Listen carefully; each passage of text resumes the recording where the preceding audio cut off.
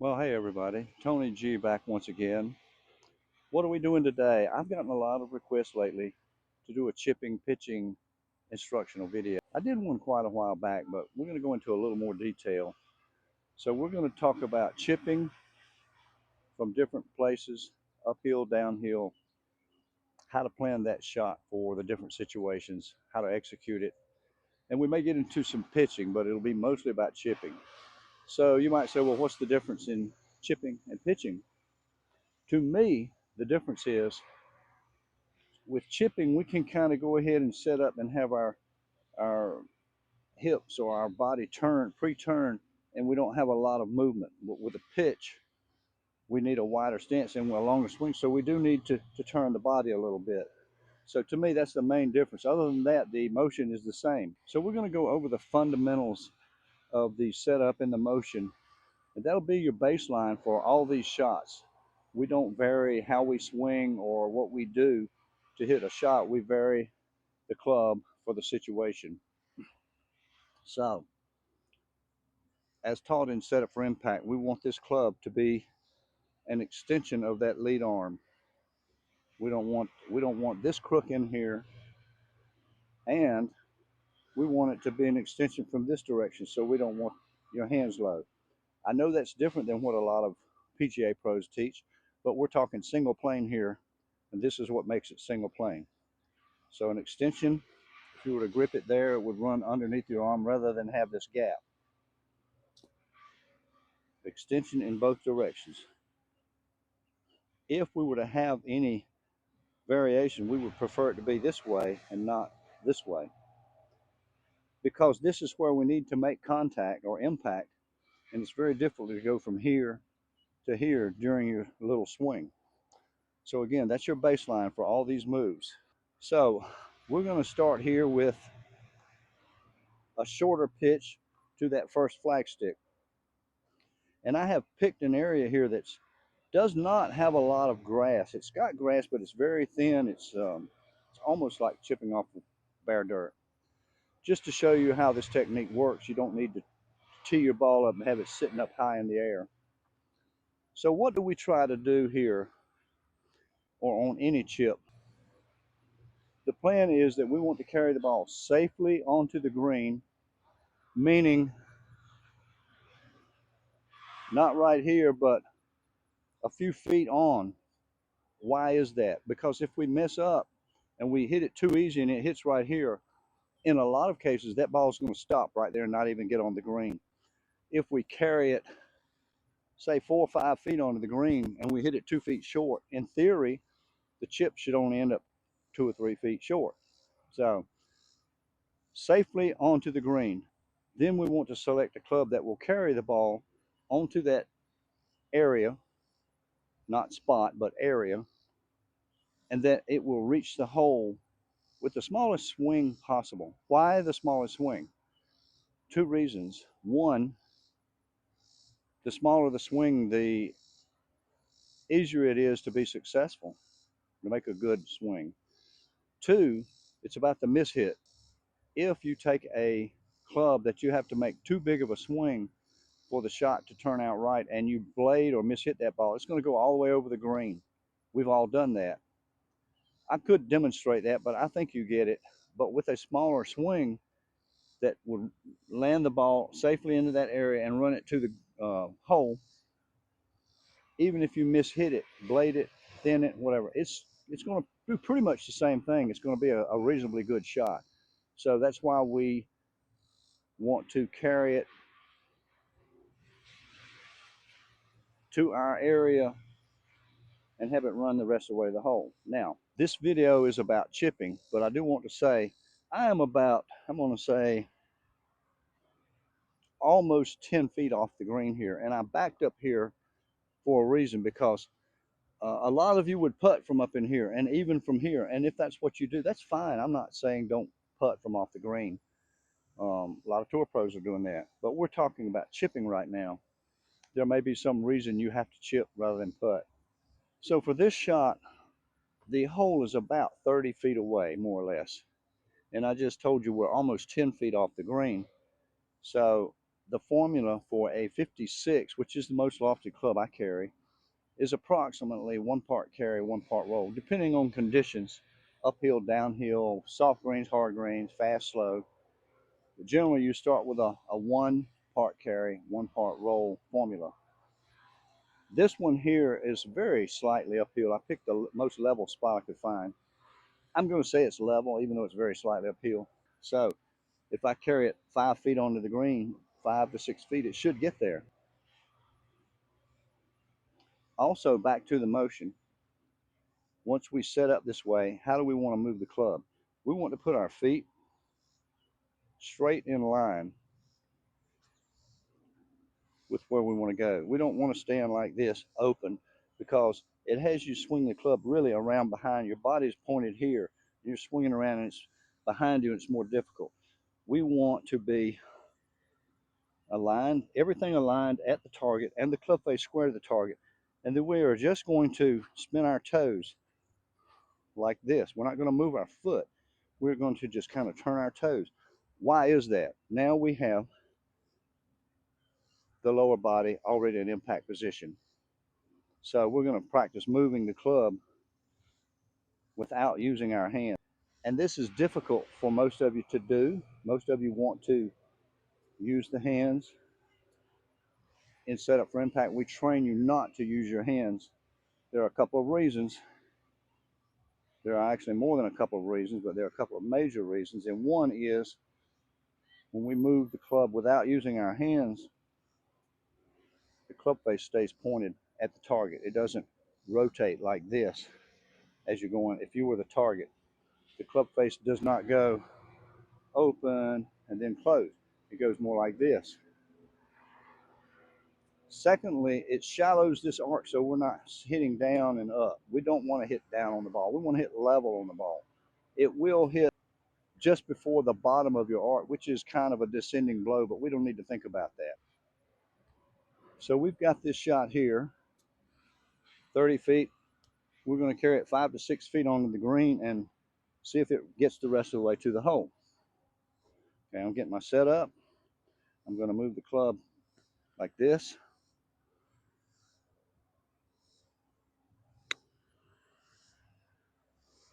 Oh, very nice. 1 foot. And again, we don't have any grass here to speak of. I can look down through, I see black dirt. So it's not that I've teed it up. When you lean this club forward, watch the leading edge. It lowers and allows you to hit the ball up here on the club face rather than down here.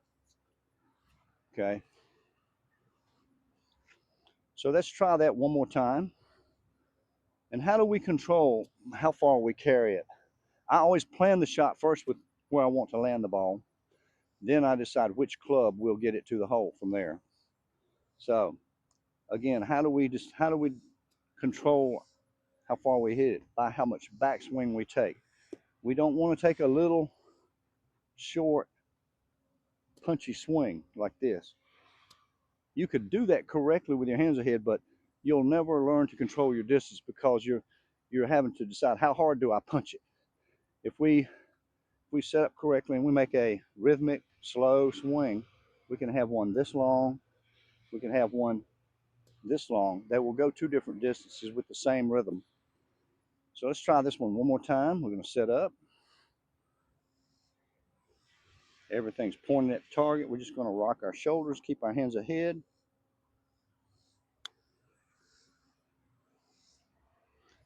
So I did hit that one a little short of my proposed landing area, and it came up 2 feet short of the hole. So that's a very acceptable chip. For purposes of this particular demonstration, I brought 2 clubs, a 56 wedge and a pitching wedge. So now we're going to change targets to that farther away flagstick. And I haven't measured it, but it's got to be 60, 65 feet. It's a little more than twice as far away as the first one. So obviously we don't want to use that 56 wedge. We'll have to make too big of a swing. It could be done, but the risk is not worth it. For the semi blade or the blade will go all the way over the green. So we're going to pick a different club. In this case, we're going to use the pitching wedge. Why? Because we can make that smaller swing. We still want to carry it just a few feet onto the green, maybe this area right here. So again, we said the 56 wedge was 1 part carry, 1 part roll. The way that formula works is pitching wedge is 1 part carry, 2 parts roll. Again, approximate, you'll have to experiment. So in that case, if I land it in my landing area, it should roll the rest of the way to the hole. So I'm going to try to put it in that landing area. I'm going to play some break. So I'm going to aim right, or right of the hole. That's my target. Same setup, same motion. Carry the ball into that landing area. I saw you. I saw you coming up. I know. How you doing? I'm good. I'm Good. good. Avi said you was up here chipping. Did you see the video I made? I did. It was awesome. Thank you. I appreciate that. Yeah. Yeah. Really. So that one turned out pretty good. It's about maybe 3 feet, maybe 2.5 feet short. Let's try that again. Make a rehearsal swing. What am I doing here? I'm feeling the ground. I'm feeling the resistance, the interaction of the club and the ground, more so than trying to decide how much swing I use, because I've already got my landing spot.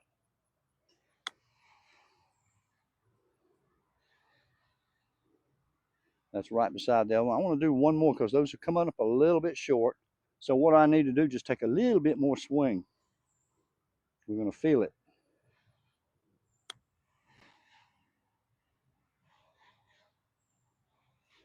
I can't seem to do it. And you know, I have found that if you're practicing chipping and you're having trouble getting the ball near the hole, you probably have the wrong club in your hand. Most likely I could use a 9 here and hit it a little easier.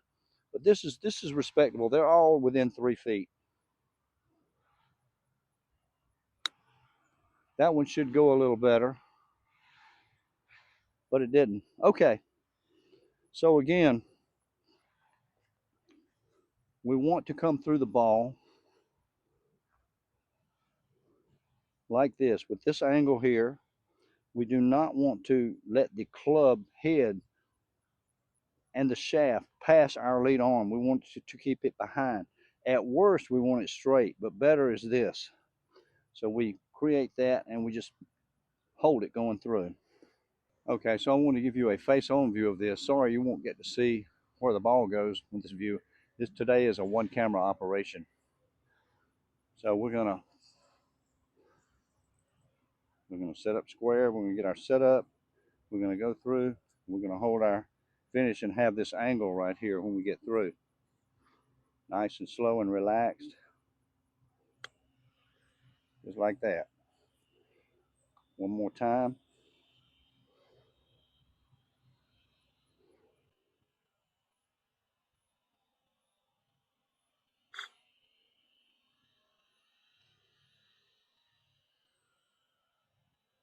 So we're going to move to a new spot now, and maybe a downhill, and we'll talk about that, and then an uphill, and we'll talk about that, what's different.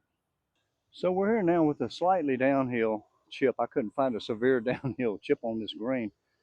And the reason I'm so close to the edge is because this part here has an uphill lie, and I wanted to do it from a downhill or a level lie. So this is going to want to roll out a little bit. So how do we handle that? First of all, we know that if we're on a downhill lie, we're going to address the ball. It's going to deal off the club a little bit. So it's already going to go lower than it would have. And it's going to run a lot farther for 2 reasons, because it takes off lower and it's going downhill. So we've got to account for that. There's a couple ways we can do it. We can pick our landing area farther away from where it normally would be, or we can add more loft. Since I'm already using my most lofted club and I don't want to get into manipulating the face right now, which I do quite a bit, we're just going to give it more room. So since we have a downhill lie and a downhill landing area, we need to give it a little more room to run. So what am I looking at? First, I look at my landing area, and then I look at the area around the hole. I don't subscribe to that small target, aim small, miss small.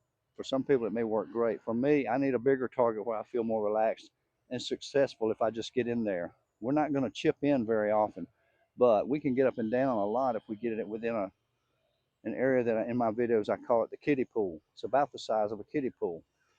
6, 7 feet circle gets you within 3.5 feet of the hole. So let's take the 56 here. We're going to set up square, put our hands ahead. We're going to give it more room to roll. And you see it rolling out. That's pretty good. It's about 2 feet. So let's do that again. Play it a little more to the right.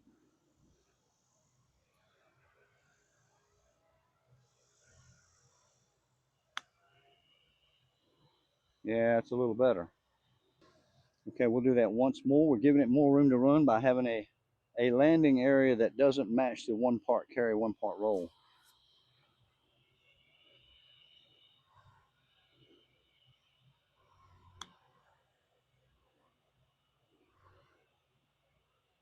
Really nice. Okay, so I want to give you a face-on view once again of the motion. I'll probably put this in slow-mo on the video.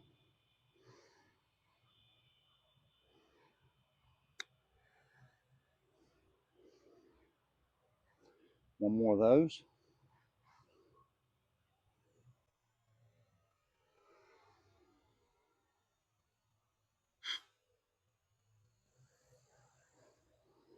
And in case you're wondering, here's a better shot of where those first 3 went. The second ones I didn't chip to the hole, just chipped them across the ring. But we've got 3 feet, 2.5 feet, and 1 foot. Here we have an uphill chip. We have an extremely uphill lie and a moderate uphill landing area. The first thing I need to tell you here is do not use your lofted club from here. It's going to pop straight up, and when it hits the ground, it's not going to go anywhere. It's just too hard to get it there. You've probably noticed that. You get these really uphill lies and you hit your shot and it pops up and doesn't go, and you go, oh, I just didn't hit it. No, you used the wrong club. So in this case, I've got a 9 and a pitching wedge. I'm not sure which one I want to use. I'm going to start with the pitching wedge, and it's going to act like a 56. So what do we do on the hill? We play the ball in the chips. They're pretty much in the middle, but we can move it. We're going to play it nearer to our high foot. How much? We're going to decide that when we take our rehearsal swing, our practice swing. Where is the club sweeping the ground? Where is it making contact with the ground? These are useful rehearsal practice swings, not just something to do while you're thinking about your shot. Also, because we are standing on a hill, it adds loft to this club. We don't have to do anything. It's just going to be higher. So we're going to play it off our higher foot. The motion is exactly the same. We're going to sit ourselves pretty well perpendicular to the hill. We're not going to stand and lean into the hill, because then our swing, our club would dig into that hill. We want to stand perpendicular to the hill so that our swing will sweep the grass just like it would on a flat shot. So we're turning this uphill lie into a flat lie for purposes of your swing. Okay, we're going to play this off our high foot. We're going to make the same swing now. We need to carry it closer to the hole because it's not going to roll as far. Even with this club, it's hitting into an uphill lie or an uphill landing area. So we need a little more swing.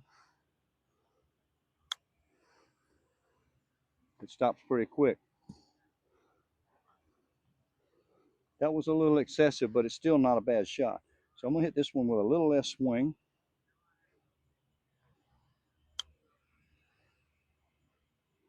Oh, lift that one out.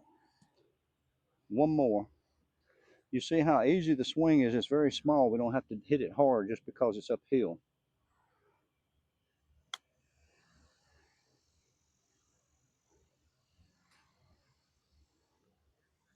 Easy peasy.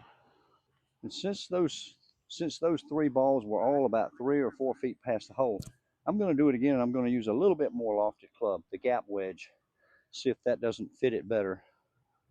As I said a while ago, if you feel like you're hitting good shots and you're having trouble getting it close to the hole, you probably are using the wrong club. Same stuff as before, same swing. That's a much better speed. A little right, but it's perfectly pin high. One more of those. Yeah, almost made it. So that would be a better club, but you get the idea. You have to de-loft the shot because it's going to go so high. Okay, and the face-on view is going to look like this. Before we're playing the ball in the middle and turn our feet. Now we're going to put it a little forward and turn our feet. Why is that? Because that's where the club wants to hit the ground. And we're going to stand perpendicular to the slope rather than into it, swinging into it. That way we can sweep the grass. And the swing, the motion is exactly the same. Okay? One more of those.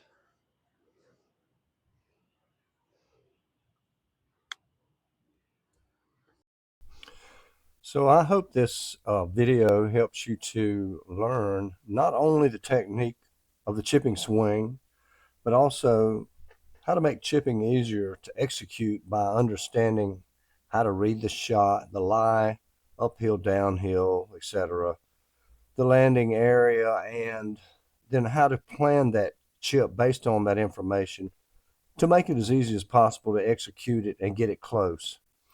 So that's all for now. This is Geezer Tony, and I hope to see you in the next one.